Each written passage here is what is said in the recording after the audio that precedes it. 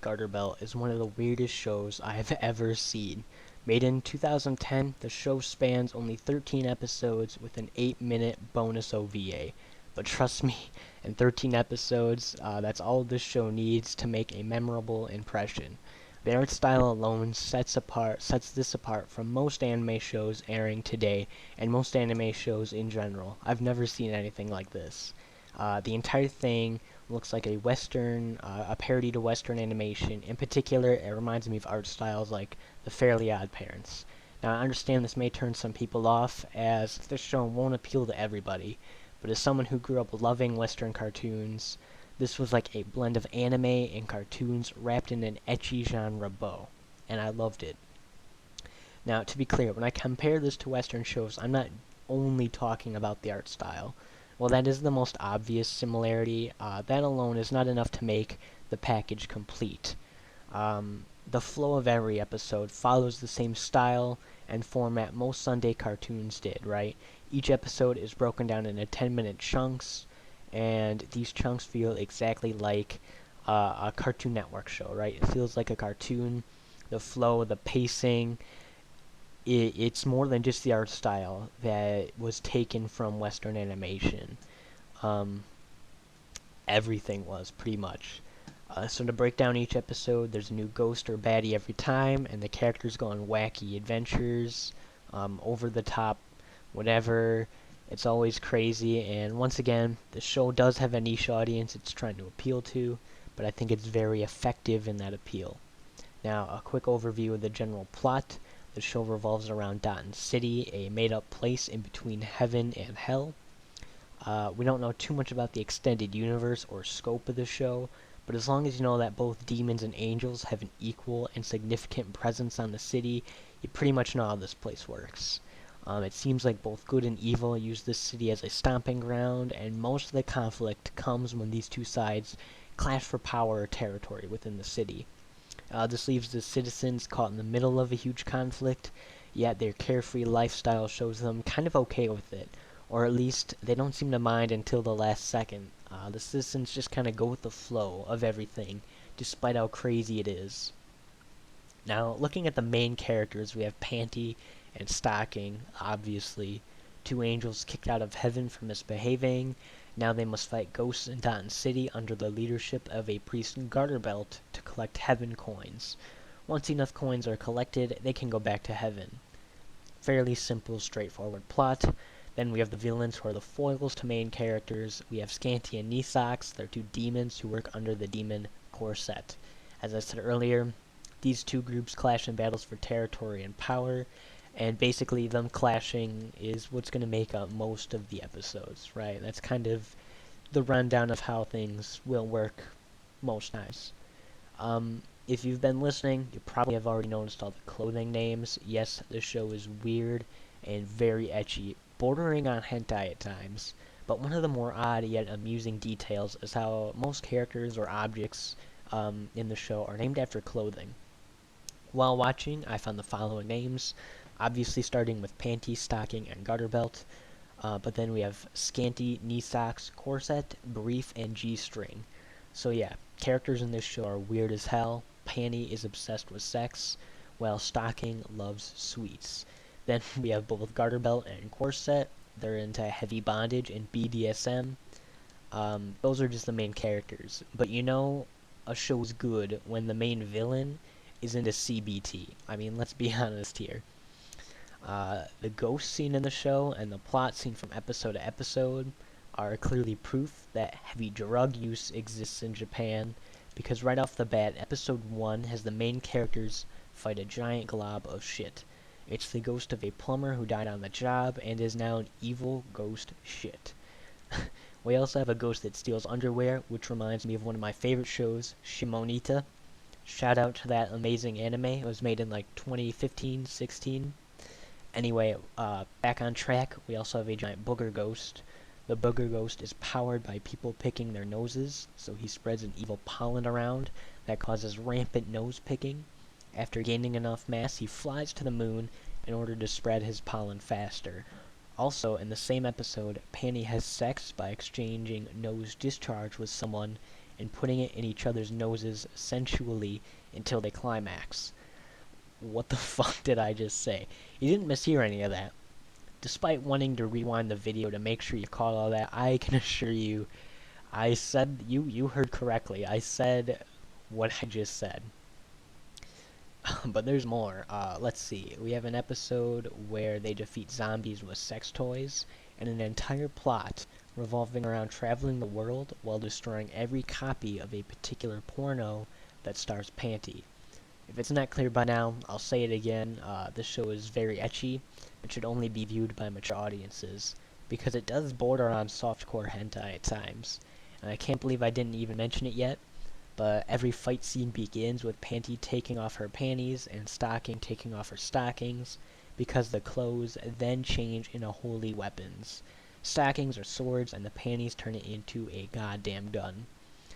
Once again, what the hell were the writers on when making this show? And can I have some? Oh, and moving away from fight scenes, there's also the amazing music track of the show, which includes special songs, song titles including Dancefloor Orgy, Techno Dildo, and Beverly Hills Cock. Not gonna lie though, the Dancefloor Orgy is unironically a good song, and like I actually like that song. The name is weird as hell, but the song is actually good. A nice touch I like is how the anime shows glimpses of the main characters in that classic anime style. They look really cute and innocent, yet the default style of the show makes Panty and Stocking look really crude, right? It's almost like the other characters in the show view Panty and Stocking as these cute, innocent anime girls, while the characters themselves feel and act crude and unappealing to each other. Panty and Stocking's feelings and emotions are shown in that cruder, Western-looking style, that thick-lined, Fairly Odd Parents type style. And while I may not be explaining this right, what I'm trying to say is that the unique art style isn't just to parody Western animation, but the art style actually adds to the characters themselves, right? So, despite the show looking like a random fever dream, the choices made during the creation of the show were very deliberate, and that switching, that flip-flop of classic anime and Western crude styles actually adds to the personalities of our main characters. It actually adds to the show itself. It's not just a gimmick, as you might think looking at the show. Now, I'm going to be talking about the ending a little bit now, so a spoiler warning is necessary. The final episode includes Corset getting a hold of Brief. He's just a boy who hasn't done much but fallen over Panty until this point, but he's pretty important in the end. So it turns out his penis is a literal key to unleashing a powerful ghost that's sealed away underneath the city. Corset plans to use this ghost to pierce into the heavens, thus overrunning both the overworld and heaven with demons. Now, before this took place, earlier in the final episode, Stocking was granted back into heaven, while Panty had to not only remain in Dotton City, but also regain her virginity, thus losing her angel powers. I actually kind of like this part of the show, because even though it doesn't last very long, we do get to see Panty at her lowest point, right? We see her alone and powerless, where her friend is being used against his will to activate an apocalypse-level threat. Seeing how Panty handles this lowest point, and seeing her struggle, but eventually rise to the occasion and help her friend, adds to her character, and I actually really liked that kind of addition to the show, especially seeing it in the final. Anyway, though, Panty eventually has sex with Brief, allowing her to regain her angel status, and Stocking does come back down from heaven. The final battle commences with angels and demons fighting, while Garterbelt and Corset have a bondage off. This all sounds weird as hell, but trust me, it gets even better. Our two heroines fire a holy weapon strong enough to summon a giant pair of live-action legs wearing high heels and sexy lingerie from the sky. It crushes Corset and that mega ghost under the city and saves the day. Wow, what a drug trip and what a final. Overall, I do love this ending. It's not only weird enough to end this weird show and outdo the weirdness seen before the final, but it also wraps up those loose ends pretty nicely. The show feels like a complete experience from start to end now. Or at least it would, if not for a particular after credit scene.